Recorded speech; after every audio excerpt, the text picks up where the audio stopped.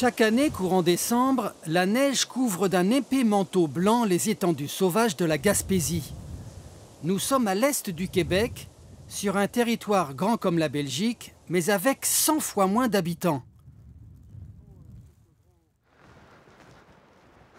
L'hiver est la saison préférée de Pascal Lévesque, directeur du Parc national de la Gaspésie. On a des fourmis dans les jambes quand on voit tomber la neige. On veut aller apprécier la fraîcheur de l'hiver et tout l'environnement change. Donc, comme un enfant, je ne peux pas me retenir. Je laisse les choses du bureau et je vais faire un peu de randonnée pour vérifier l'état des lieux et jouer mon rôle à la perfection. Ici, les orignaux, les élans d'Amérique, grignotent tout sur leur passage. On peut observer ici des bouleaux brocolis. C'est des bouleaux qui sont restés tout petits. Il y en a qui ont presque 60 ans. C'est en raison des orignaux qui les broutent constamment. Ils mangent les bourgeons, ainsi que la neige l'hiver avec les cristaux qui les sablent. Des orignaux difficiles à voir aujourd'hui, car c'est une tempête de neige qui s'est abattue sur la Gaspésie. 40 cm en 2 jours. Les services de la voirie sont sur le pied de guerre, mais chaque habitant doit aussi y mettre du sien pour déblayer. Marc Donohue, bûcheron et trappeur, doit dégager les voies d'accès à ses entrepôts.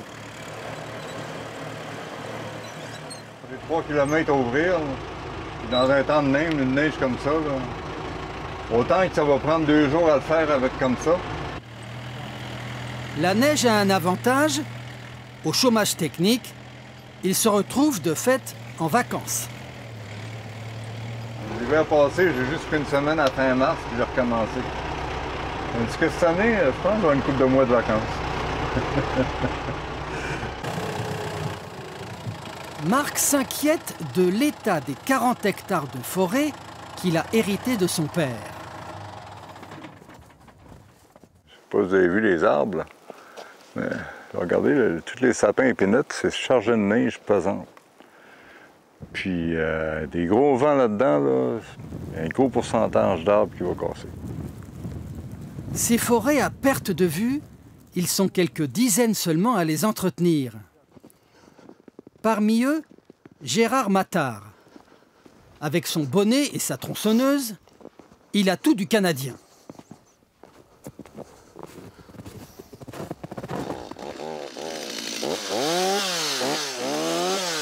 Et pourtant, Gérard est belge. Un beau jour, il a décidé, avec femme et enfants, de venir construire sa cabane au Canada. C'est avec les bois qui ont été débardés ici sur le terrain, puisqu'il n'y avait que de la forêt, qu'on a construit la maison, les bâtiments, etc. Et ça a pris à peu près 3 ans pour faire la maison et y habiter. Pourquoi est-ce que vous aviez décidé de venir ici? Pourquoi pas? On a aimé ce côté assez retiré. Et puis là, ici, nous, on avait besoin d'espace. En Europe, c'est de plus en plus difficile d'avoir de l'espace. Et donc, on a décidé de franchir le pas.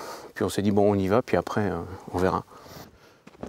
Et ça fait déjà 10 ans que chaque jour d'hiver, il voit la nuit tomber à 15h30.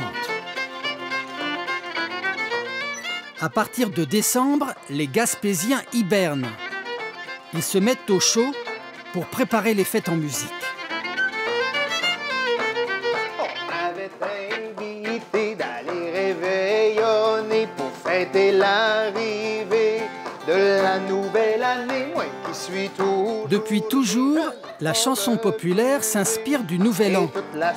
Steve et Mathieu répètent pour leur prochain concert dans un café. Tu sais, Noël, et maintenant, c'est une fête un peu plus commerciale. Dans le jour de l'an, garder son caractère ici plus solennel, familial. Et puis qu'on arrive, et puis que là, nos grands-parents, c'est toujours la même affaire. Tu sais, je vous souhaite de la santé, une petite blonde, puis de la gagne. Une petite blonde et de la gagne, une petite femme et de l'argent. La blonde de Steve, elle, prépare des beignes, gourmandise de Nouvel An. Il reste une semaine à peine avant le grand jour.